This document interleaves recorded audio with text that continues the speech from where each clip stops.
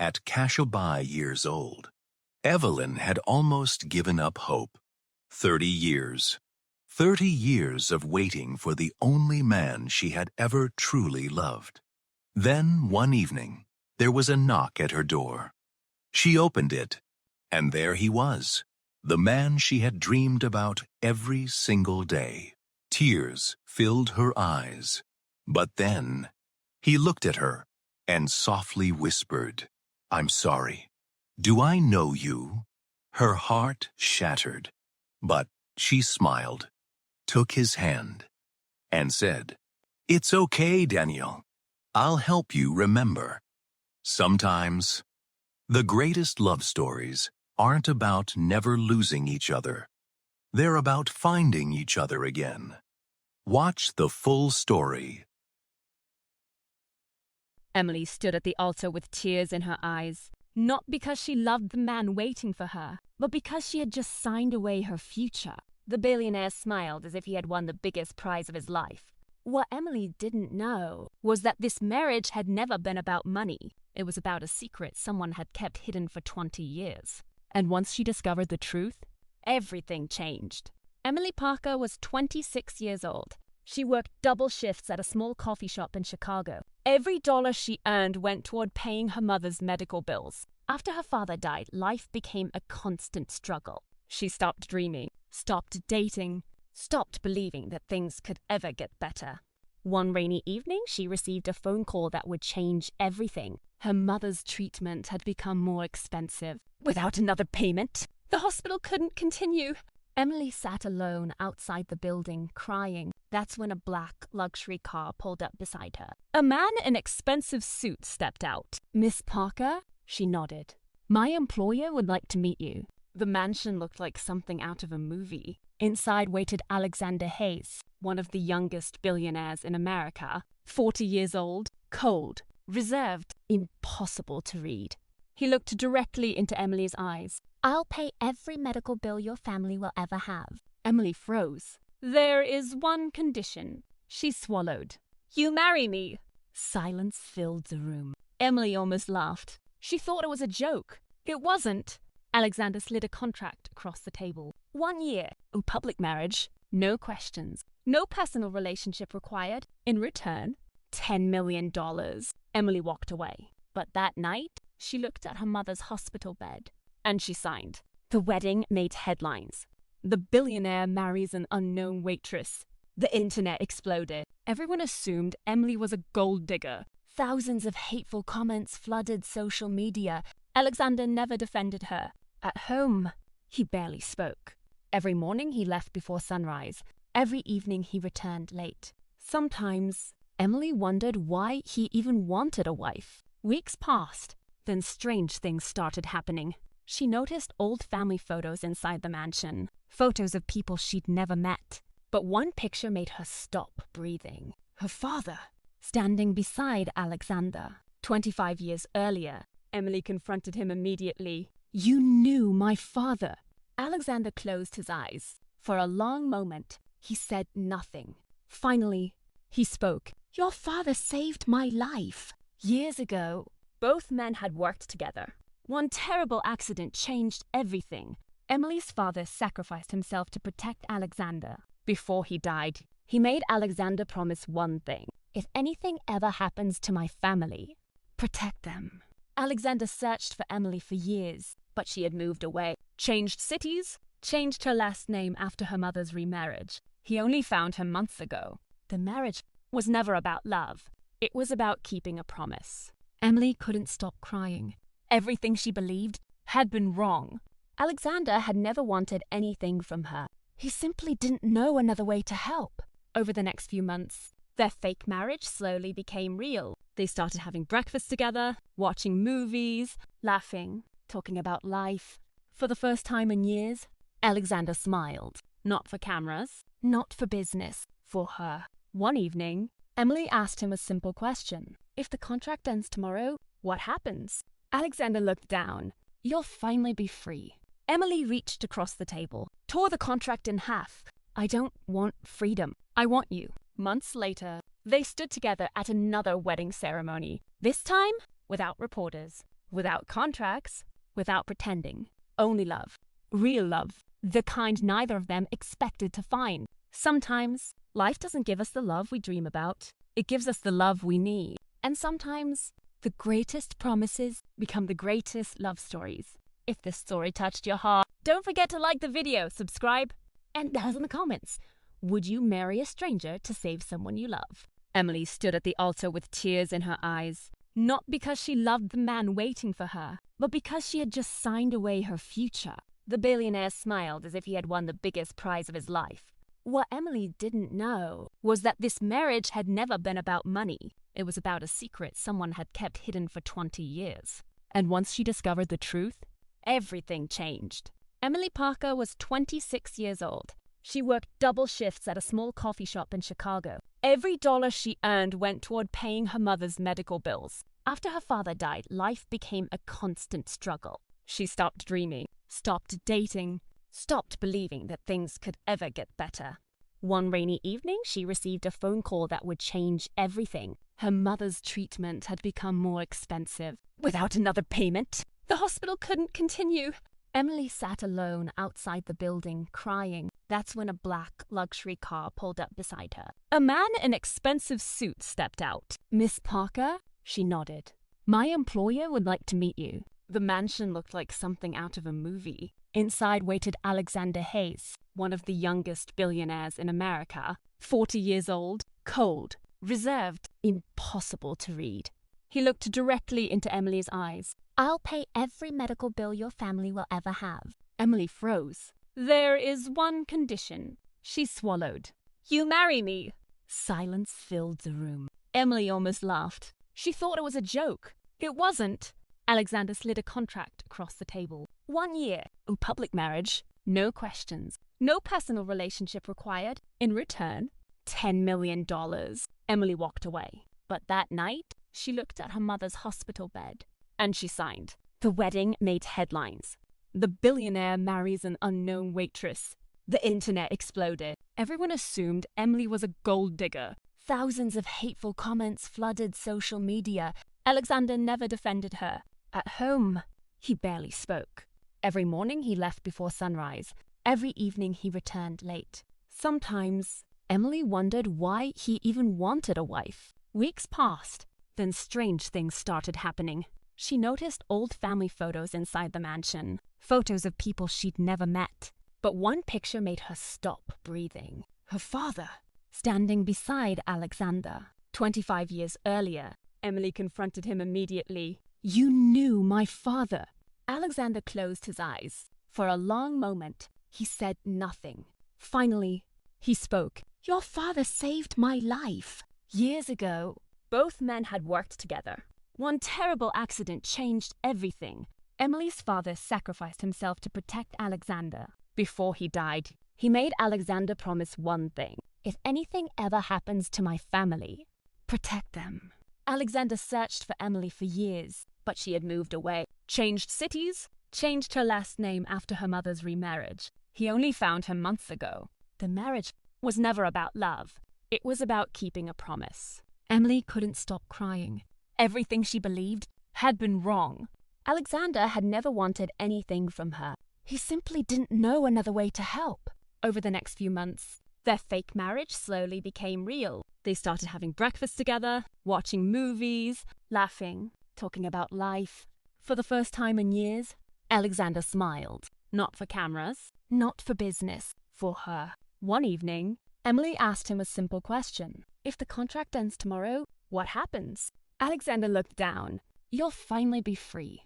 Emily reached across the table, tore the contract in half. "I don't want freedom. I want you." Months later, they stood together at another wedding ceremony. This time, without reporters, without contracts, without pretending. Only love. Real love. The kind neither of them expected to find. Sometimes, life doesn't give us the love we dream about. It gives us the love we need. And sometimes, the greatest promises become the greatest love stories. If this story touched your heart, don't forget to like the video, subscribe, and tell us in the comments. Would you marry a stranger to save someone you love? Emily stood at the altar with tears in her eyes, Not because she loved the man waiting for her, but because she had just signed away her future. The billionaire smiled as if he had won the biggest prize of his life. What Emily didn't know was that this marriage had never been about money. It was about a secret someone had kept hidden for 20 years. And once she discovered the truth, everything changed. Emily Parker was 26 years old. She worked double shifts at a small coffee shop in Chicago. Every dollar she earned went toward paying her mother's medical bills. After her father died, life became a constant struggle. She stopped dreaming, stopped dating, stopped believing that things could ever get better. One rainy evening, she received a phone call that would change everything. Her mother's treatment had become more expensive. Without another payment, the hospital couldn't continue. Emily sat alone outside the building, crying. That's when a black luxury car pulled up beside her. A man in expensive suit stepped out. "Miss Parker?" She nodded. "My employer would like to meet you." The mansion looked like something out of a movie. Inside waited Alexander Hayes, one of the youngest billionaires in America. 40 years old, cold, reserved, impossible to read. He looked directly into Emily's eyes. "I'll pay every medical bill your family will ever have." Emily froze. "There is one condition." She swallowed. "You marry me." Silence filled the room. Emily almost laughed. She thought it was a joke. It wasn't. Alexander slid a contract across the table. 1 year. A public marriage. No questions. No personal relationship required. In return, $10 million. Emily walked away. But that night, she looked at her mother's hospital bed. And she signed. The wedding made headlines.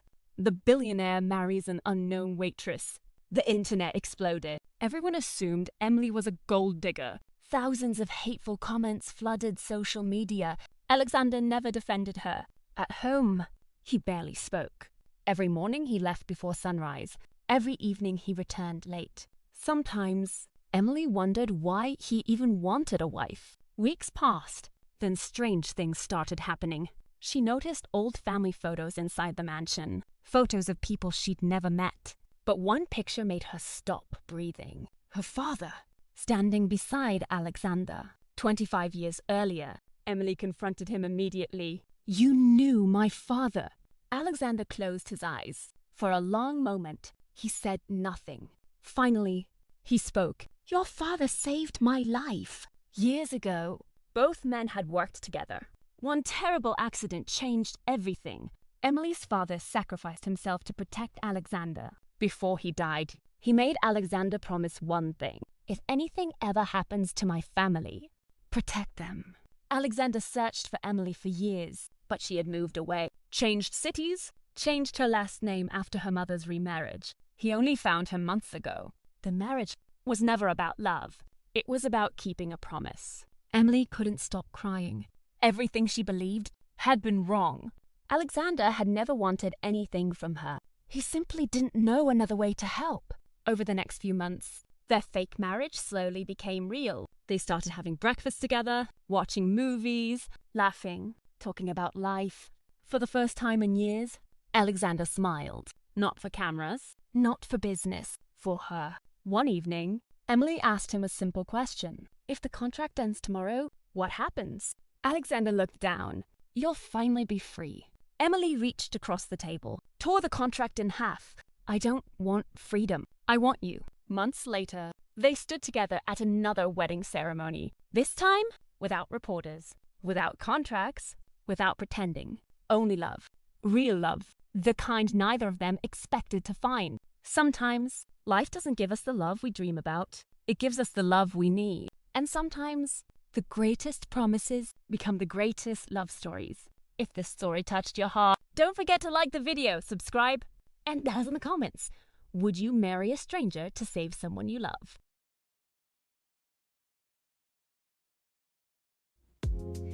Welcome back. Today, I'm going to tell you a very interesting story that happened recently.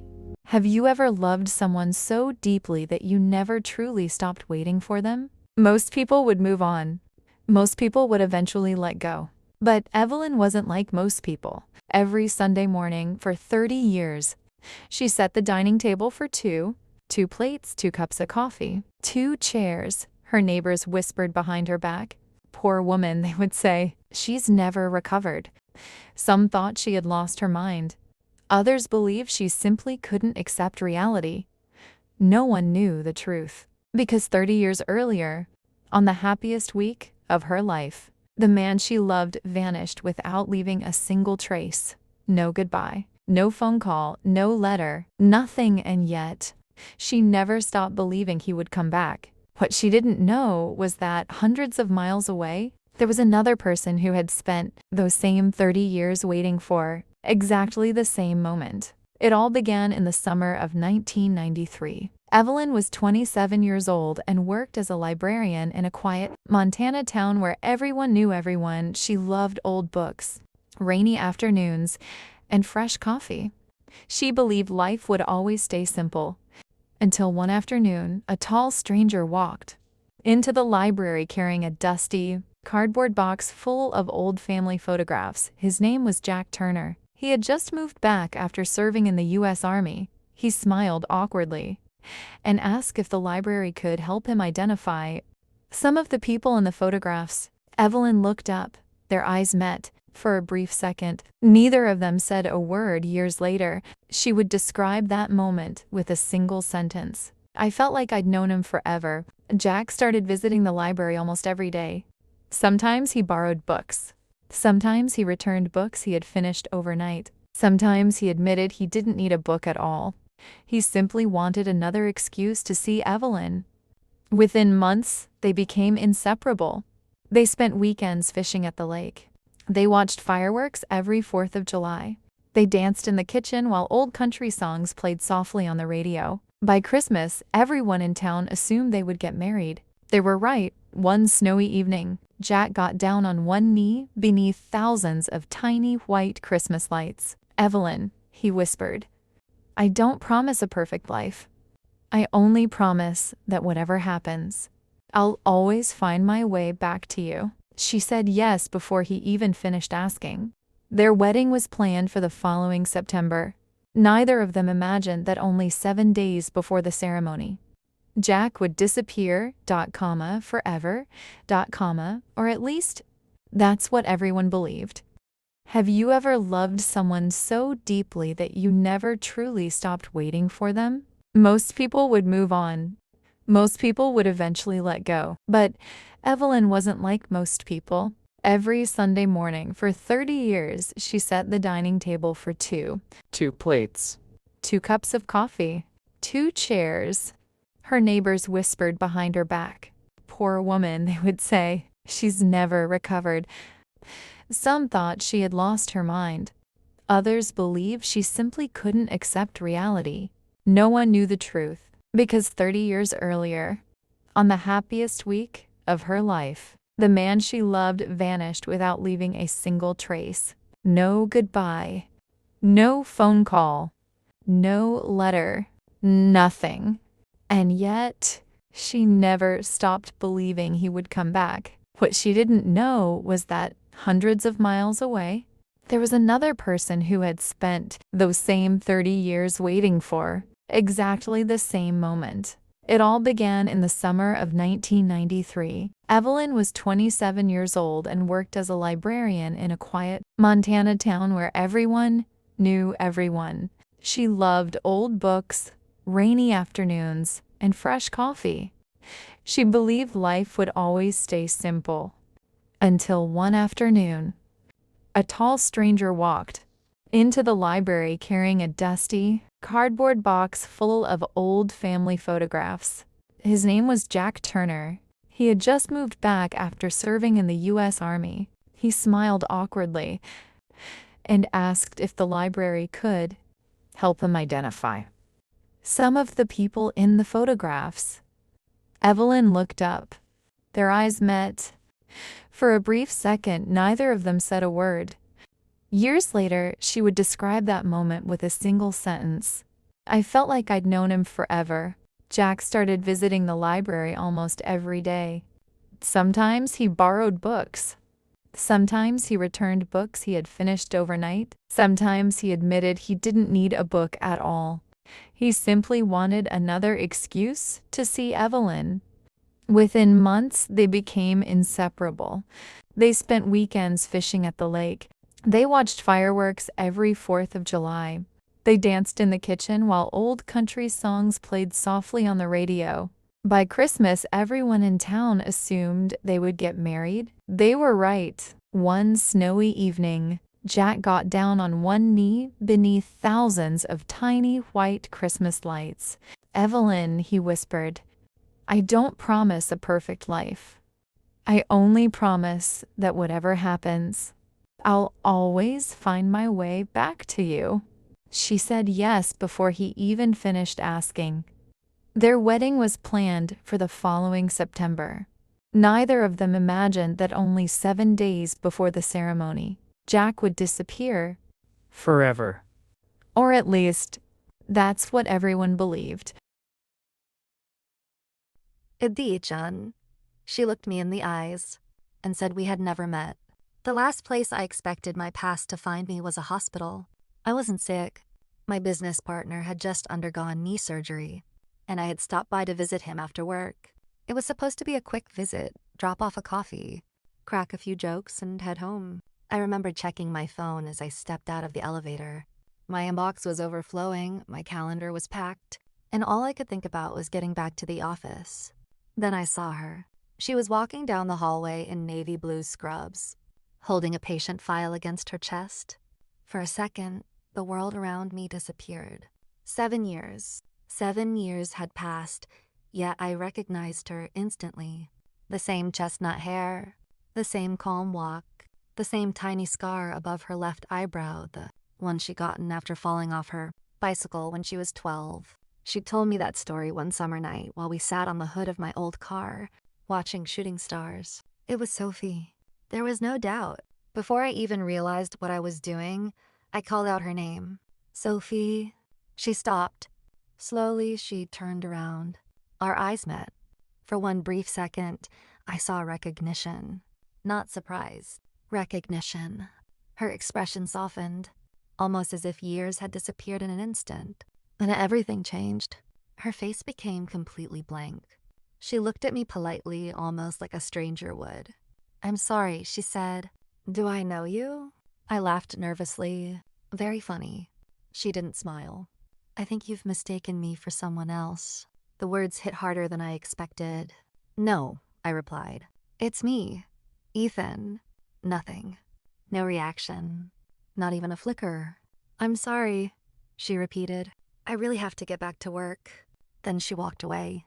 I stood frozen in the middle of the hallway, watching her disappear through a set of double doors. It made no sense. People don't just forget someone they spent almost every day with. Not after everything we'd shared. Unless they wanted to. I spent the rest of the hospital visit distracted. My partner noticed. "You look like you've seen a ghost," I almost told him. Instead, I just smiled. Long day. But it wasn't just a long day. It felt like someone had erased 7 months of my life with a single sentence. That evening, I couldn't stop thinking about her. Memories I'd buried years ago came rushing back. The coffee shop where we first met. The beach trip where we got caught in a storm. The tiny apartment she never let me visit. The strange way she'd avoid answering questions about her family. And the one question she'd asked me only days before she disappeared. "If I vanished tomorrow, would you come looking for me?"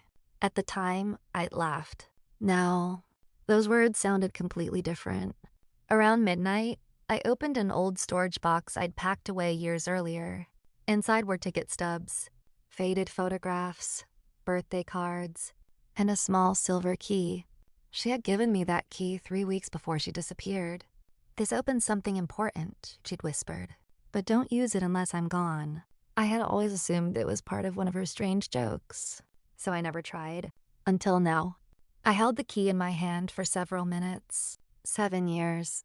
7 years I'd kept it without asking why. Maybe the answer had been waiting for me all along. The next morning, I called in sick for the first time in nearly 4 years. I wasn't going to the office.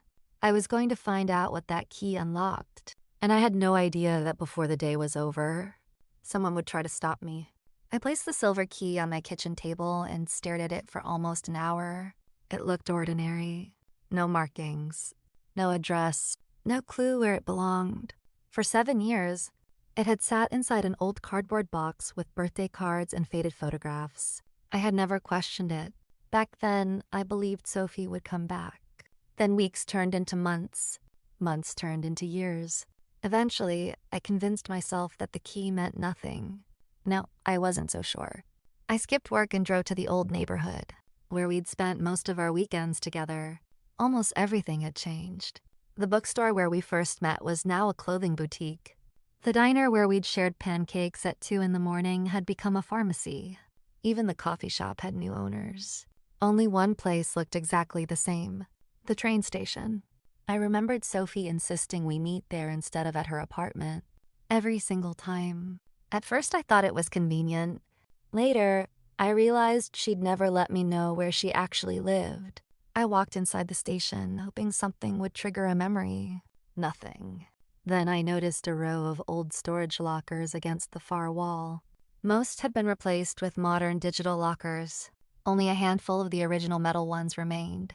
Without thinking, I took the key from my pocket. My heart started racing. What are the chances? I whispered. I tried the first locker. Nothing. The second. Nothing. The third. The key slid in smoothly. Click. For a moment, I couldn't breathe. Slowly, I pulled the door open. Inside was a small black backpack covered in dust.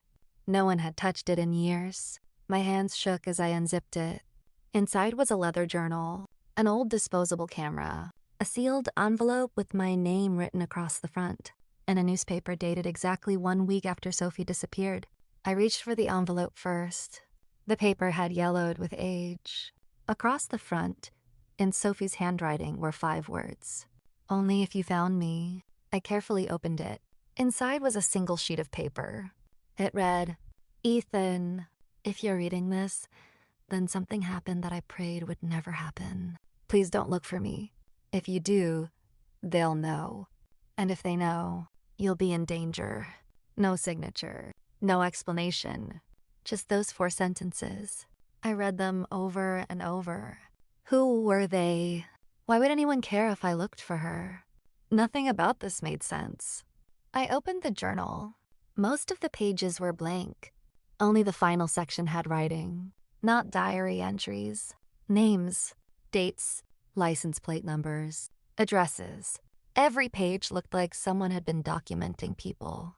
The last page stopped in the middle of a sentence, as if she'd been interrupted. I slipped the journal into my backpack. Just then, I heard footsteps behind me. Heavy, slow. Someone was standing directly behind me. Excuse me, an older man's voice said. I turned around. He wore a station maintenance uniform. Gray hair, kind eyes. He looked at the open locker, then at the key in my hand. I've been waiting a long time for someone to open that. What? He nodded toward the backpack. The young woman who rented that locker came back every Friday for months. My pulse quickened. You remember her? I remember because she kept asking me the same question. What question? He looked me straight in the eyes. Has anyone opened it yet? I swallowed hard. What happened to her? The old man hesitated. I don't know. Then he lowered his voice. But I do remember something strange. The last time I saw her, she wasn't alone. Who was with her? Before he could answer, a black SUV stopped outside the station entrance. 2 men in dark jackets stepped out. The maintenance worker's face suddenly lost all color. Without another word, he grabbed my arm. You need to leave. Why? They're back. I looked toward the entrance. One of the men was already scanning the station, as if he knew exactly who he was looking for. The moment the maintenance worker whispered, "They're back," I felt every muscle in my body tighten. I glanced toward the station entrance. The 2 men weren't dressed like police officers. No uniforms, no badges.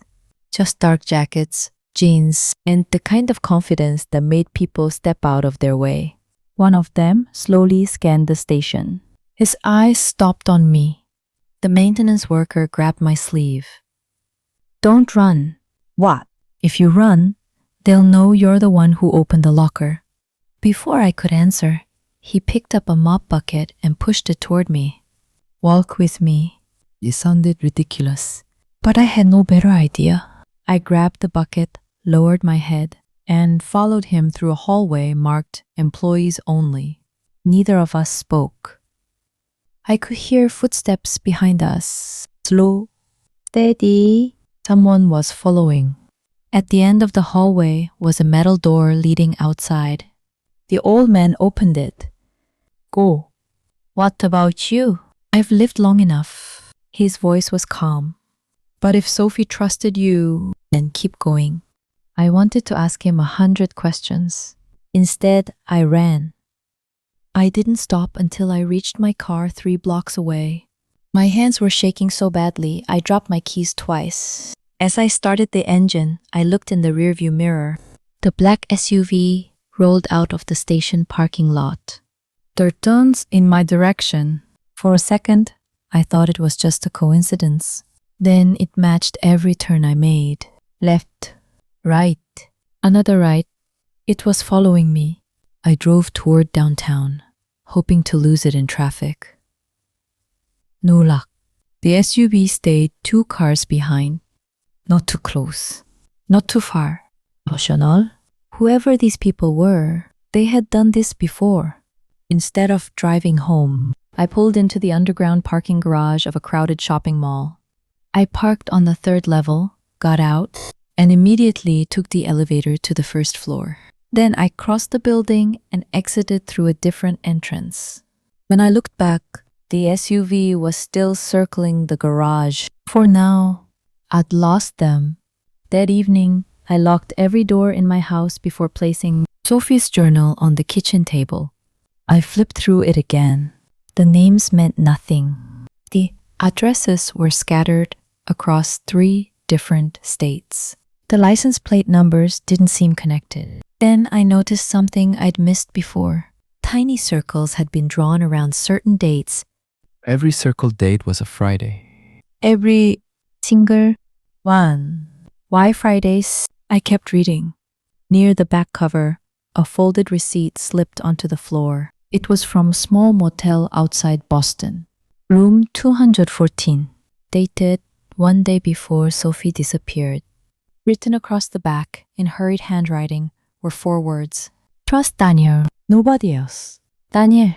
Who was Daniel? Friend? Brother? Someone from work? I'd never heard the name before. Then my phone rang. Unknown number. I hesitated. Finally, I answered. Hello. Silence. Then a woman's voice, barely above a whisper. You opened the locker. Every hair on my arms stood up. Who is this? You weren't supposed to. The voice sounded familiar, painfully familiar. Sophie. Silence again. Then, they know where you are now. The line went dead. I immediately called back. The number didn't exist. I stared at the screen. Had I imagined it? Number. The call was still in my history. Unknown. 1 minute and 12 seconds. Nothing else. At exactly that moment, someone knocked on my front door. 3 slow knocks. I looked through the peephole. No one. I opened the door. The porch was empty, but on the welcome mat lay a small brown envelope. No stamp, no address, only my name. Inside was a single photograph. It showed me standing at the train station earlier that morning. Someone had taken it from across the street. Across the bottom, written in black ink, were 6 chilling words. Stop looking before she disappears again. I didn't sleep that night. The photograph stayed on my kitchen table until sunrise. Someone had been watching me. Not just at the train station. Close enough to take a clear picture. Close enough to leave it at my front door. If they wanted to scare me, it worked. But fear wasn't the strongest feeling anymore. Curiosity was. Who was Daniel? Why had Sophie trusted only him? And why did someone want me to stop asking questions after 7 years? The motel receipt was my only lead. By 8 o'clock the next morning, I was already driving north. The motel looked exactly like the kind of place people forgot existed. A faded sign, cracked windows. Half the parking spaces were empty. Inside, an elderly woman sat behind the front desk reading a newspaper. She barely looked up. "I know this is a strange question," I said. "I'm looking for someone who stayed here 7 years ago." She smiled politely. "We don't keep records that old." I expected that answer. Then I placed the receipt on the counter. Her smile disappeared. "I remember this." My heart skipped. "You do?" She nodded slowly. The young woman, Sophie. I don't know her name, but she wasn't alone. Who was with her? A man in his 40s. Daniel? The woman frowned. "I think so." He checked in under that name. "What happened?" They argued. "About what?" I couldn't hear much, but I remembered the girl crying. And before they left, the woman leaned closer. The man told her something. "What?" She lowered her voice. "If he ever finds out, they'll come after him too." A chill ran through me. "He?" "Yes. I always assumed he meant you." Before I could ask another question, the motel door opened. A man wearing sunglasses stepped inside. He wasn't carrying luggage. He wasn't looking for a room. He was looking at me. The woman behind the counter noticed him too. Without moving her lips, she whispered, "Leave." I turned and walked calmly toward the exit. The man stepped aside to let me pass. As our shoulders nearly touched, he quietly said, "You should have listened to the letter." I kept walking. Didn't answer. Didn't look back. The second I reached my car, I locked the doors. The black SUV pulled into the parking lot. The same one. No doubt anymore. They hadn't lost me. They had been following every move. Instead of driving away immediately, I waited. The SUV stopped across from me. The driver's window rolled down. A gray-haired man stepped out. He wasn't dressed like the others. He wore a clean navy suit. No sunglasses. No threatening expression. Just calm. He walked toward my car and knocked once on the driver's window. Against my better judgment, I lowered it a few inches. He looked directly at me. "Ethan? Who are you?" "My name is Daniel." Everything inside me froze. You knew Sophie. I did. Where is she? Daniel closed his eyes for a moment. Then he said something I never expected. "She's alive." My heart slammed against my chest. "Take me to her." "I can't." "Why not?" "Because the woman you saw at the hospital." He paused. "Wasn't pretending not to know you." I stared at him. What are you talking about? Daniel's voice became almost a whisper. "She truly believes she never met you." I shook my head. "That's impossible." "I wish it were." He reached into his coat and placed a sealed envelope through the window. Read this. Who wrote it? "Sophie." When? The day before she agreed to erase her past. Before I could ask what he meant, Daniel stepped back. The black SUV behind him started its engine. He looked over his shoulder, then back at me. "You have exactly 24 hours before they realize I spoke to you." He turned and walked away. I looked down at the envelope in my hands. Across the front, in Sophie's handwriting, were the words that made my blood run cold. "If you are reading this, I have already forgotten you." I sat in my car for nearly 10 minutes before opening the envelope. My hands wouldn't stop shaking. Part of me wanted to throw it away. If Sophie had written this 7 years ago, then whatever was inside had been waiting for me all this time. I broke the seal. Inside were 3 handwritten pages. The first line stopped me cold. "Ethan, if this letter reaches you, then I failed." I read on. "You probably think I left because I stopped loving you. I didn't. I left because I loved you too much to let you become part of what was happening." There was a long pause before the next paragraph, as if she'd struggled to continue. "Everything I ever told you about my family was a lie. My name isn't Sophie Carter." I read the sentence 3 times. It felt impossible. If her name wasn't Sophie, who had I spent those 7 months with? The letter continued. 7 years ago, my father agreed to testify against people who had destroyed countless lives. He thought telling the truth would set us free. Instead, it made us targets. My heartbeat quickened. We were forced to disappear. New names, new city, new lives. The people looking for us never stopped. I looked up from the letter. the black SUV, the strangers, the locker. Suddenly, every piece started fitting together. I kept reading. I met you when I wasn't supposed to. At first, I told myself it would only be one conversation. Then one coffee became two, two became 20. And before I realized it, I was planning a future that I knew I could never have. A tear had stained the bottom of the page years ago, smearing the ink. The night before I disappeared, someone photographed us together. The next morning, Daniel received a message. End it, or he'll be next. I closed my eyes. So it hadn't been a choice. She hadn't left because she wanted to. She left because someone threatened my life. The final page was shorter. Much shorter. If you're reading this years from now, I have only one request. Please don't try to find me. If you're alive, then leaving was worth it. I lowered the letter. There was one final line written across the bottom, almost too small to notice. But if we ever meet again, please, don't let me walk away without telling me that once, a long time ago, I made you happy. I couldn't breathe. The woman at the hospital. She hadn't recognized me, but now I finally understood why she'd looked so sad for that split second before turning away. Not because she remembered, because somewhere deep inside her, something had felt familiar. My phone buzzed. A text message from an unknown number. Daniel has been taken. A second message arrived immediately. You're next. Before I could react, another notification appeared. Someone had sent me a photo. It had been taken less than a minute earlier. It showed my house from across the street. And standing in the upstairs bedroom window was a woman. She looked exactly like Sophie. For a second, I couldn't move. I looked from the photo on my phone to my house across the street. The upstairs bedroom curtains were slightly open. Someone was standing there, watching. I threw the car into drive and sped toward the neighborhood. My mind raced through every possibility. Maybe it was Sophie. Maybe someone was trying to lure me inside. Maybe I was already too late. I pulled into the driveway so fast that my tires screeched against the pavement.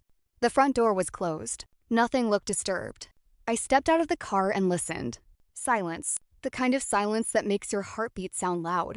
I unlocked the front door and slowly stepped inside. Hello? No answer. The living room was exactly as I had left it. The kitchen lights were off. My coffee mug still sat on the counter. Then I heard it. A soft creak. Upstairs. Someone was there. Every instinct told me to leave and call the police. Instead, I climbed the stairs one step at a time. The bedroom door was half open. I pushed it gently. The room was empty. No woman, no movement. Nothing. I walked to the window. From there, I could see the exact spot where the photograph had been taken. Whoever sent it had been standing across the street only minutes earlier. On the windowsill was something that hadn't been there before. A small white envelope. No stamp, no address, just my name. Inside was a folded note. It read, "Stop looking at the past. Look at July 18th. That was all. July 18th. The date meant nothing to me. Or so I thought. I grabbed my laptop and searched through old photos. Emails, calendar entries, anything connected to that date. Then I found it. July 18th. 7 years ago. It was the day after Sophie disappeared. There was only one item in my calendar. Meeting canceled. I frowned. I had no memory of scheduling a meeting. I dug deeper. An old email confirmation appeared in my archive. The sender was a private investigator. The subject line read, "Your appointment has been confirmed." I stared at the screen. I had hired a private investigator. How could I have forgotten that? The email included an office address. I checked the company online. Closed. Permanently. But another search led me to the investigator's name. Michael Reeves. Retired. Still living outside Boston. Before I could decide what to do, my phone rang. It was my business partner. "Ethan, where are you?" "At home?" "You need to turn on the news." "Why?" His voice dropped. "Because they're showing security footage from the hospital." My stomach tightened. "What about it?" "They're looking for the man who spoke to you yesterday." "Daniel?" "Yes." I grabbed the TV remote. The local news anchor spoke over blurry surveillance footage. Authorities are searching for Daniel Brooks, a former federal witness, after he disappeared late yesterday afternoon. Police believe he may be in danger. Former federal witness. I froze. The report continued. Investigators have not released details about the case, but sources say Brooks has lived under a protected identity for nearly a decade. Protected identity. Just like Sophie. Everything she had written in the letter was true. Then the screen changed. A new image appeared. It was an old photograph of Daniel. Standing beside him was Sophie's father, the same man she had once told me had died years before. He wasn't dead. He had been hiding. And if Daniel had disappeared, there was only one person left who might know the whole truth: Sophie's father. The problem was, according to every public record, he had died 6 months ago. Or at least, that's what someone wanted the world to believe. The next morning, I left before sunrise. If Michael Reeves was still alive, I needed to find him before someone else did. His address led me to a quiet coastal town north of Boston. Small houses, fishing boats, the kind of place where everyone knew everyone. According to the GPS, his home was at the end of a narrow road overlooking the water. But when I arrived, the driveway was empty. The mailbox leaned to one side, overgrown with weeds. It looked abandoned. As I turned to leave, an elderly woman watering flowers across the street called out, "Looking for Michael?" "Yes." She nodded slowly. "You're not the first. When did you see him last?" "About a week ago." "A week?" She pointed toward the house. "He packed his truck in the middle of the night." "Did he say where he was going?" "No. But he left something." My pulse quickened. "For me." "I don't know your name." She disappeared into her garage and returned with a small metal box. "He told me that if a man around 30 with dark hair ever came asking questions about a girl named Sophie, she handed me the box. I should give him this." I stared at it. "Did he say anything else?" The woman smiled sadly. "Only that he'd been waiting a very long time for you." The box was locked, but taped to the bottom was a tiny envelope. Inside was a key, the same shape, the same silver color. Michael had known I would come. I unlocked the box. Inside were 3 things: a flash drive, a business card, and an old cassette recorder. There was a sticky note attached. "Listen first." I pressed play. The tape crackled. Then a man's voice filled the car. "If you're hearing this, Ethan..." Then I never got the chance to explain everything in person. It was Michael. "I met Sophie before she met you." My grip tightened on the recorder. "She hired me." "Not her father." "Not Daniel." "Sophie." She believed someone had been following her for months. He paused. At first I thought she was imagining things. Then I started seeing the same black SUV outside my office. My heart skipped, so I investigated. The tape hissed for a moment. What I found made no sense. They weren't watching Sophie. They were watching. The recording suddenly cut out. Silence. No. I hit play again. Nothing. Fast forward. Nothing. The tape had been damaged. I slammed the recorder against the steering wheel. The most important sentence. Gone. Frustrated, I looked at the business card. It belonged to a storage facility. Unit 117. Across the back, Michael had written, "Everything else is there. Don't trust the police." Before I could start the engine, my phone buzzed. Unknown number. Again. This time it wasn't a call. It was a text. "Don't open Unit 117. A second message arrived instantly. "They're waiting for you." I looked around. The street was empty. No parked cars, no pedestrians, no one in sight. Yet someone knew exactly what I was holding. I slowly raised my eyes to the rearview mirror. Half a block away, a black SUV had just turned onto the street. It wasn't speeding. It wasn't hiding. It was driving toward me, slowly, as if it already knew. There was nowhere left for me to run. I had one chance. If the text message was real, someone was already waiting at the storage facility. If it was fake, it was meant to scare me away. Either way, turning back wasn't an option anymore.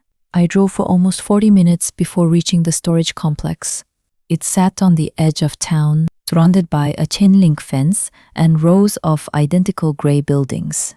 The office was nearly empty. A young employee looked up from his computer. "Can I help you?" I placed the business card on the counter. I'm here for Unit 117. He typed something into the computer. His expression changed. I've been told that if anyone ever asked for this unit, he looked at me carefully. I was supposed to give them the key. No ID? He shook his head. No questions. He reached beneath the counter and handed me a small brass key. Good luck. The words sounded strange, almost rehearsed. Unit 117 was at the very end of the last row. The metal door looked untouched. No scratches. No signs of forced entry.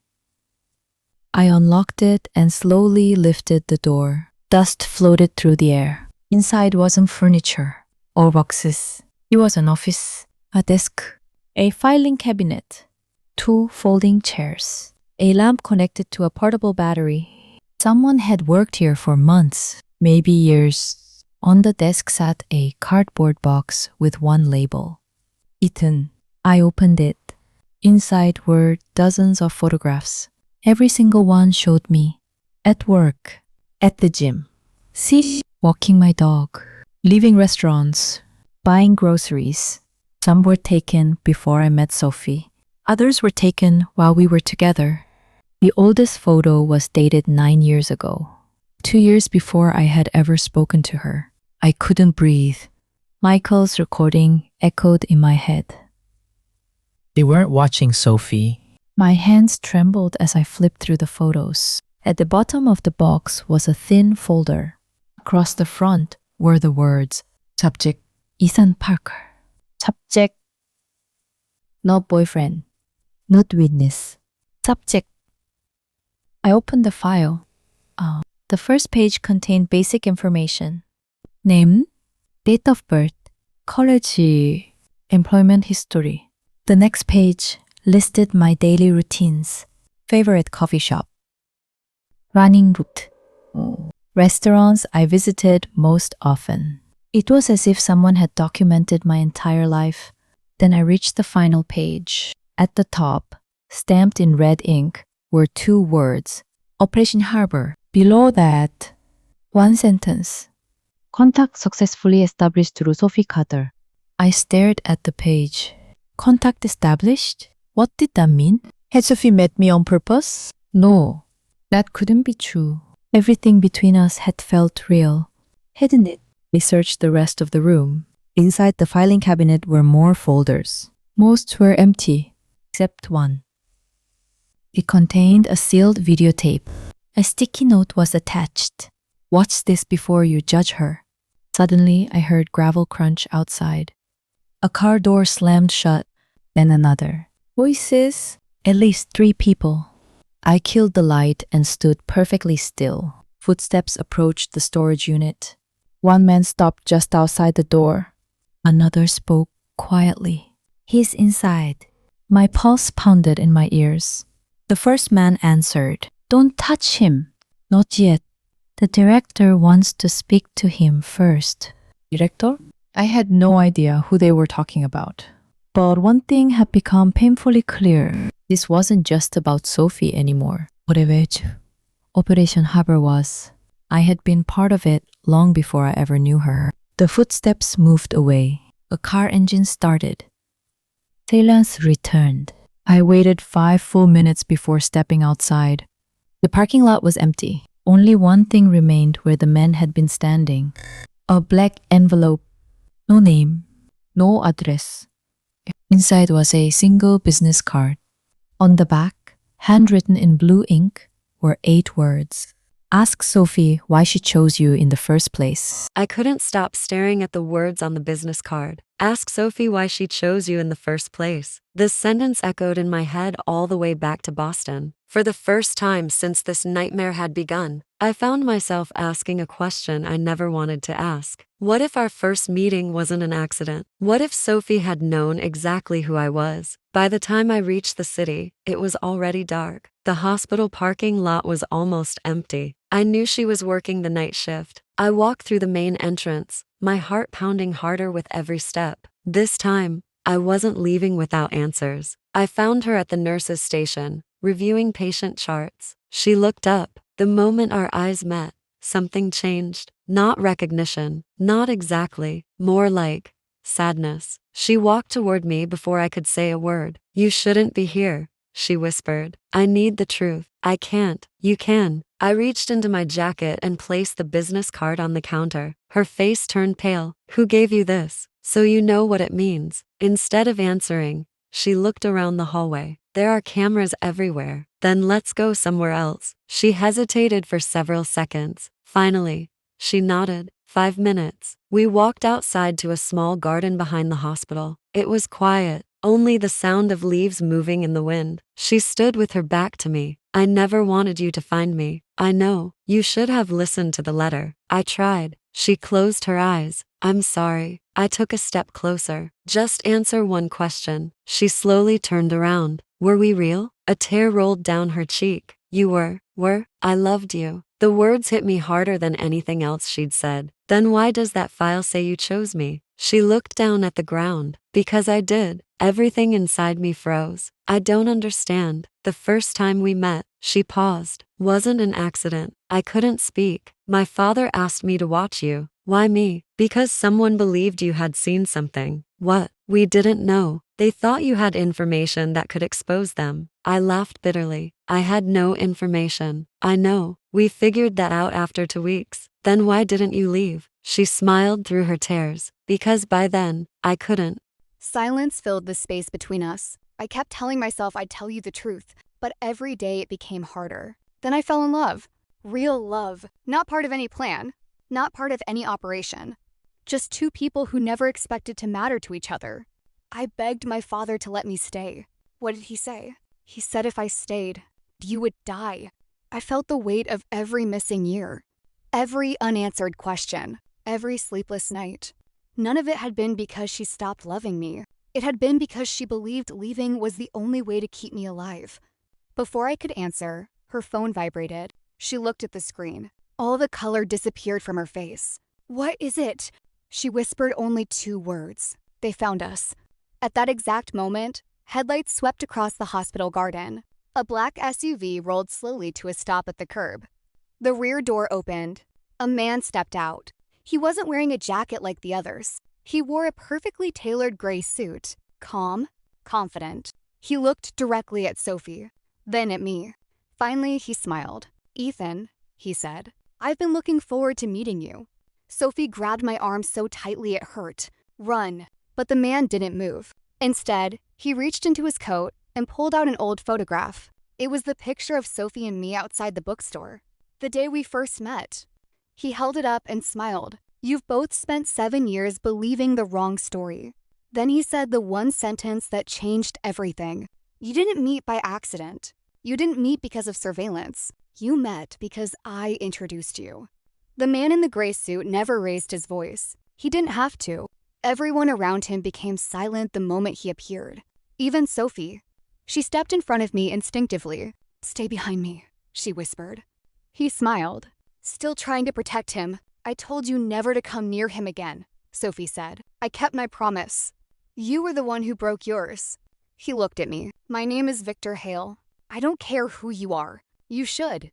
He reached into his briefcase and removed a thick folder. It landed on the hood of a nearby car. Open it. I didn't move. Sophie grabbed my arm. Don't. Victor sighed. 7 years later, and you're still keeping secrets from him. He opened the folder himself. The first page was a photograph. It showed me at 21 years old, walking across my college campus. The date shocked me. It had been taken nearly a year before I met Sophie. Victor flipped to the next page. Another photograph. Then another. Then another. Hundreds of them. You think we started watching you because of Sophie? He shook his head. No. We found Sophie because of you. I frowned. What does that mean? Victor closed the folder. Your father. My heart skipped. What about him? You believe he died in a construction accident. Yes. Victor looked almost sympathetic. He didn't. The world seemed to stop.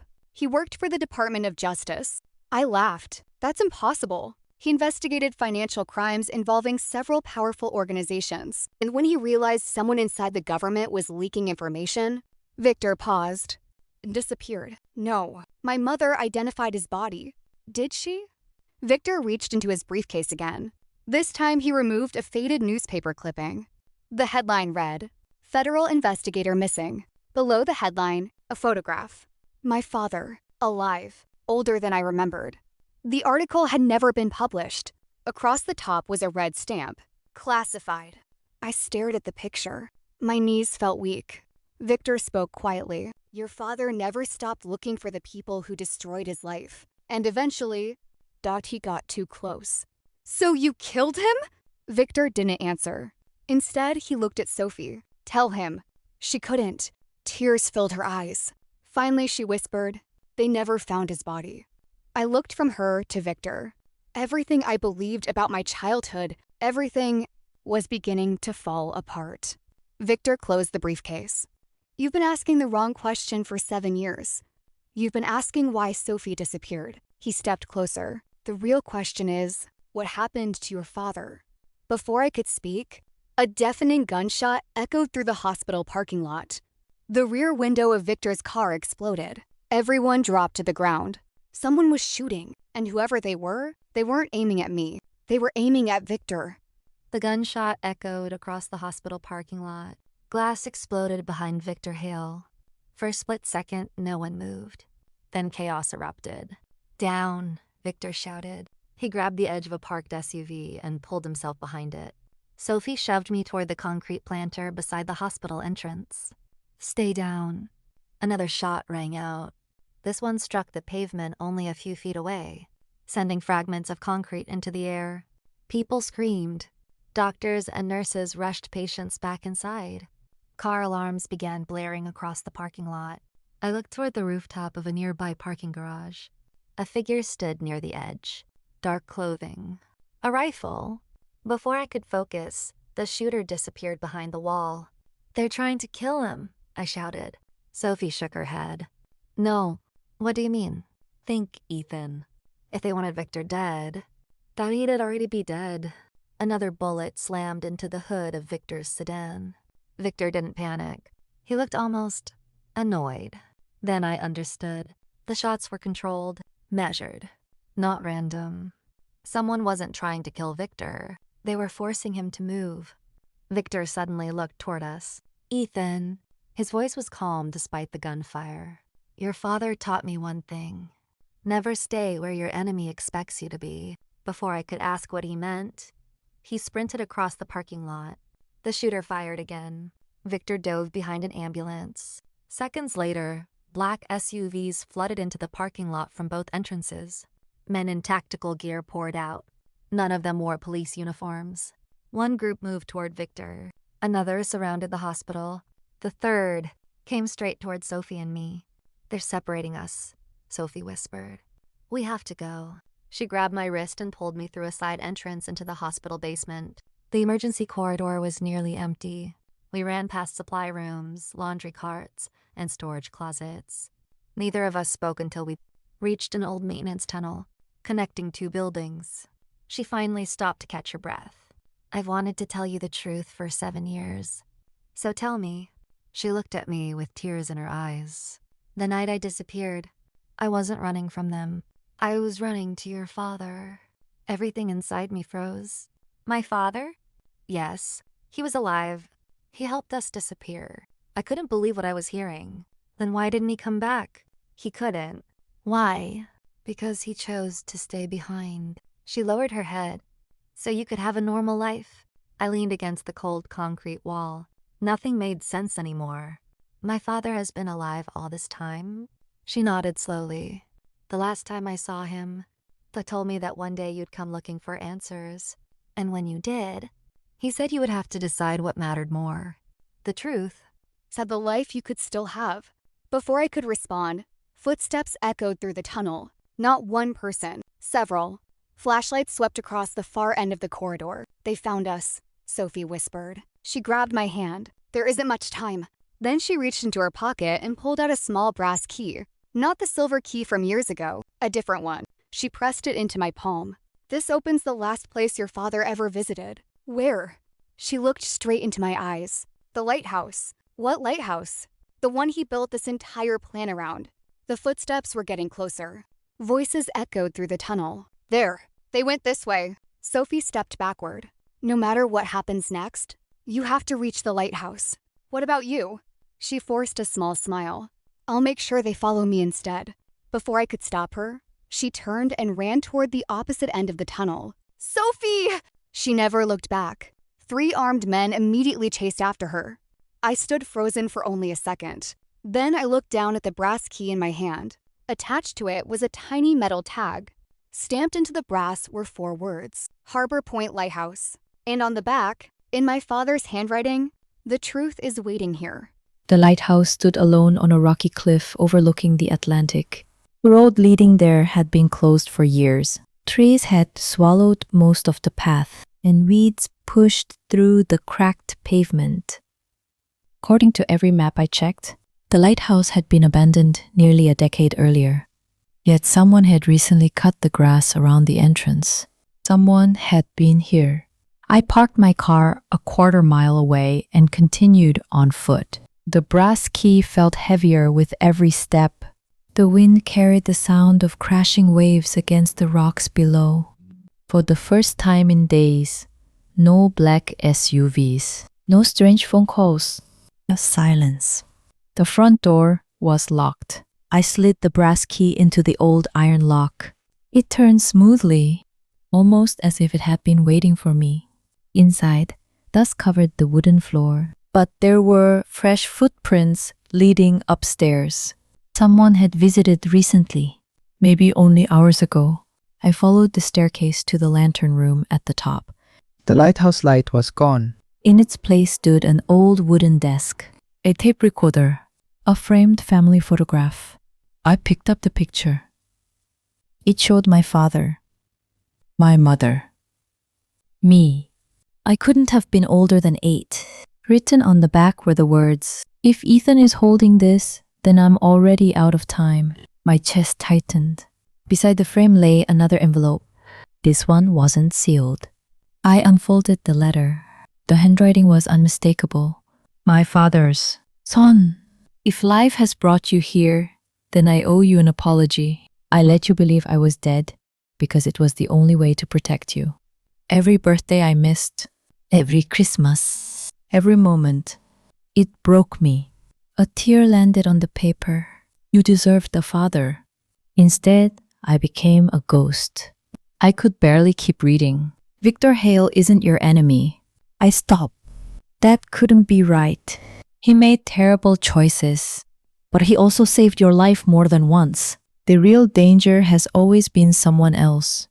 My pulse quickened. Someone you've never met. I reached the final page. "If you're reading this, they're already searching for the lighthouse. Don't waste time looking for me.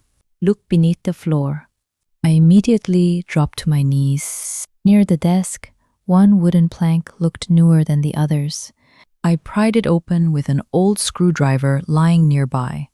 Beneath it was a steel lockbox. The brass key fit perfectly. Inside were dozens of documents, old photographs, a passport, a revolver, and one thick manila folder. Across the front were 3 words, Project Lighthouse Files. Before I could open it, a floorboard creaked behind me. I spun around. Someone was standing in the doorway. For a split second, I reached for the revolver. Then I froze. It wasn't Victor.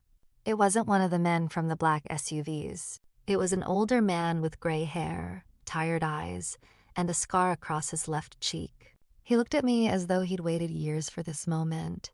Then he quietly said, "Ethan, I'm sorry I wasn't there when you grew up." The revolver slipped from my hand. There was only one person who could have said those words. Only one voice I still remembered after all these years. "Dad?" The man nodded slowly. Tears filled his eyes before they filled mine.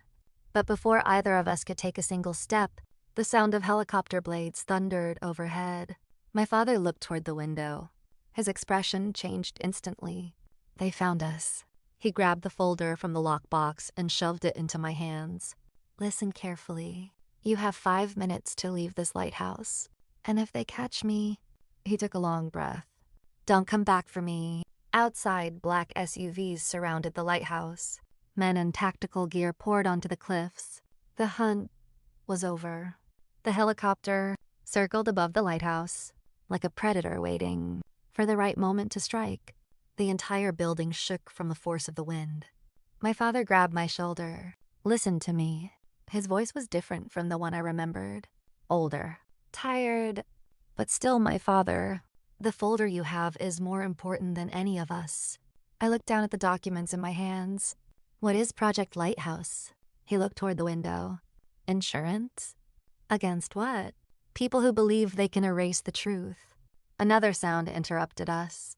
The main door downstairs exploded open. Footsteps filled the lighthouse. Heavy boots. Multiple people.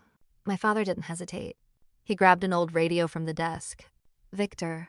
A voice answered immediately. I know. My father looked surprised. You're still alive. Victor's voice came through the radio. Disappointed? For the first time, my father almost smiled. Not even a little. I looked between them. You two planned this? No, my father said. We survived this. The distinction bothered me. What exactly happened? My father looked at the folder. 7 years ago, Sophie wasn't the only person who disappeared. He opened the first page. Inside was a list of names. Judges, police officers, business leaders, government officials. Some names I recognized from the news. These people were part of a network. They controlled information. They destroyed evidence. They made witnesses disappear. I looked at the photos. And my father, he found them. My father nodded. I found enough proof to expose them. But someone inside the investigation betrayed me. Who? Silence. Then Victor answered through the radio. Her name is Rebecca Shaw. The name meant nothing, but my father's face changed.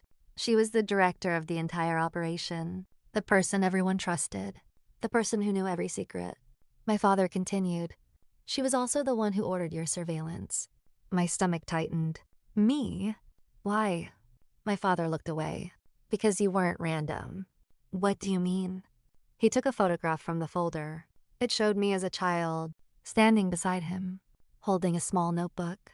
That notebook. I stared at the picture. I don't remember. You were 8 years old. You found something in my office. What? A list. My father took a breath. You copied information from it because you thought you were helping me. I shook my head. I don't remember any of this. You don't. Because after they discovered what happened, he stopped. My voice became quiet. What did they do? My father looked at me. They convinced everyone that the memory was too painful. They removed every connection between you and the investigation. Not erased. Not magically. A trauma buried so deeply that I forgot it existed. And Sophie? My father's expression softened. She was sent to watch you. At first, I looked down. At first, she was supposed to find out if you remembered anything. And did I? My father smiled sadly. No, you remembered something more important. What? You remembered how to love someone. The words hit harder than I expected. All these years, everyone had been protecting a secret. But Sophie had been protecting me. A loud crash came from below. They were inside. My father grabbed the folder. No more questions. He handed it back. Now you have to choose. What? You can leave. Take the evidence. Expose everyone. And live the rest of your life. Or, he looked toward the stairs. Go back for Sophie. My heart stopped. Sophie? My father nodded. They didn't come here for me. They came here because they know she is the only person who can prove what happened. The footsteps were getting closer. My father placed a hand on my shoulder. Son, don't make the same mistake I made. What mistake? Choosing the mission over the people you love. The lighthouse door below opened. A woman's voice echoed through the building. Mr. Parker. Calm, cold, familiar. Rebecca Shaw. We know you're up there. My father looked at me, then whispered, now you finally understand why Sophie disappeared. The woman continued, bring me the folder, or everyone you love disappears again. For 7 years, I thought my biggest loss was Sophie disappearing. Was wrong. My biggest loss was believing that I had no choice. My father spent years hiding. Sophie spent years running. Daniel disappeared, trying to protect us. Everyone kept sacrificing pieces of their lives because they thought the truth was more important than anything else. But Standing in that lighthouse with Rebecca Shaw waiting downstairs, I finally understood something. The truth meant nothing if there was no one left to share it with. My father looked at me. Ethan. I looked at the folder in my hands, then at the stairs. Where is Sophie? He didn't answer immediately. That was enough. He knew. They took her. The anger I felt surprised even me. Not fear. Not confusion. Anger. Then we're getting her back. My father shook his head. No. That's exactly what they want. They want you emotional. They want you to make mistakes. I looked at him. That's what you did, isn't it? The words came out before I could stop them. His face changed. Because I was right. For years, he had chosen protecting the mission over coming home. He lowered his eyes. Yes? Quiet answer. A painful one. Then the radio on the desk came alive. Victor's voice. Ethan. I grabbed it. Where are you? Outside. With a small problem. What problem? A pause. About 20 armed people. Despite everything, I almost laughed. You're joking? I wish I was. Then Victor became serious. Rebecca wants the folder. She knows what's inside. She knows everything. I looked at my father.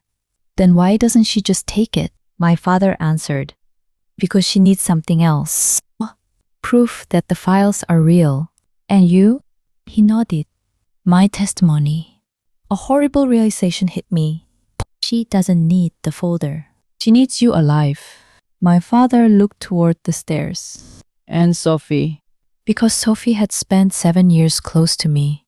Because she knew the truth. Because she could confirm everything. Rebecca didn't want evidence. She wanted to destroy every person who could speak. The plan was simple, which usually meant it was dangerous. Victor would create a distraction. My father and I would get Sophie. Then we would upload the files to multiple locations.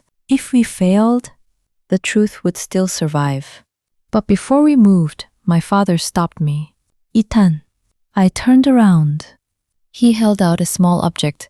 My old childhood notebook. The one from the photograph. You kept this? He smiled. I kept everything. I opened it. Most pages were drawings, numbers, random notes from a child. But near the back, one page was different. A list, names, dates, places, and one sentence written in my 8-year-old handwriting. Rebecca Shaw is lying. I stared at the words. I knew. My father nodded. You always knew something was wrong, even when they convinced you otherwise. A loud explosion shook the lighthouse. Victor's distraction had started. My father opened the door. Now, we moved quickly, down the stairs, through the storage rooms, toward the basement where Rebecca was holding Sophie. I heard her voice before I saw her. You really thought running would save him? Rebecca. Sophie answered. No, I knew it wouldn't. Then why did you do it? A pause. Then Sophie's voice. Because loving someone means accepting that they might hate you if it keeps them alive. I stopped. Even after everything, she was still protecting me. I opened the door. Rebecca turned. For the first time, she looked too surprised. Ethan. She smiled. I was wondering when you'd finally understand. I stepped forward. Let her go. Rebecca laughed. You still think you're the hero? No. I looked at Sophie. I'm the person who came back. For a moment, nobody moved. Then Rebecca reached for the gun on the table. But she was too late. The security alarm exploded through the building. Victor appeared behind her. You're getting predictable, Rebecca. She looked at him with hatred. You. Always you. Victor smiled. Always me. Sirens approached in the distance. Male police this time. Not her people. Rebecca looked around. She understood. The files had already been released. The evidence was everywhere. The truth was no longer something she could erase. She lowered the gun. And for the first time, she looked afraid. Hours later, as the sun rose over the ocean, I stood outside the lighthouse. Sophie walked beside me. Neither of us spoke for a while. Finally, she whispered, "I thought I'd lost you forever." I looked at her. "You did." She looked hurt. Then I smiled. But I found you again. She laughed quietly through her tears. "I'm sorry. I know. I never stopped loving you." "I know that too." She looked toward the ocean. "Do you hate me?" I thought about the 7 years, the questions, the pain, the loneliness. Then I thought about every moment we had shared. "No, because the truth is," I took her hand. "You were the only person who never stopped choosing me." 3 years later, people often ask me if I regret those 7 years. The years I spent believing Sophie abandoned me. The years I spent searching for answers. The years when I thought my life had been built on a lie. My answer is always the same. Number. Because sometimes the hardest chapters of your life are the ones that lead you exactly where you were meant to be. After Rebecca Shaw was arrested, the world changed quickly. The documents from Project Lighthouse exposed a network that had been hidden for years. People who thought they were untouchable suddenly had to answer for their actions. Some disappeared. Some went to prison. Some tried to deny everything. But the truth had finally escaped. Once the truth is free, it is almost impossible to put it back in a cage. My father testified. The first time I saw him stand in front of cameras and tell his story, I realized something. For years, I had imagined my father as a hero, someone fearless, someone who always knew what to do. But the truth was different. He was just a man who made mistakes, a man who lost years with his son because he was afraid that one wrong decision would destroy everything. After his testimony, he apologized to me. Not once, not twice, every day. And slowly, we rebuilt something we thought was gone forever. Not the relationship we had before. That was impossible. But something new, something honest. Victor Hale disappeared from the public eye. Some people called him a hero. Others called him a criminal. The truth was somewhere in between. He had done things he wasn't proud of. But he had also spent years trying to fix the damage he helped create. The last time I saw him, he gave me one piece of advice. Don't spend your life chasing the past. Build something better. I asked him what he was going to do. He smiled. For the first time in 20 years, I'm going to find out who I am without a mission. Then he left. As for Sophie, she never forgot everything. Not completely. Some memories came back slowly. A song, a place, a smell, random joke, a rainy evening. But I learned something important. Love isn't about remembering every single moment. It's about choosing the person in front of you. Every day, even when the past is complicated. Even when the future is uncertain. 1 year after everything ended, I took Sophie back to the place where our story began. The bookstore in Boston. The same sidewalk. The same corner. The same place where she spilled coffee all over my backpack. She looked at the building and smiled. Do you ever think about what would have happened if I hadn't spilled that coffee? I smiled. Probably nothing. She laughed. That's romantic. No, listen.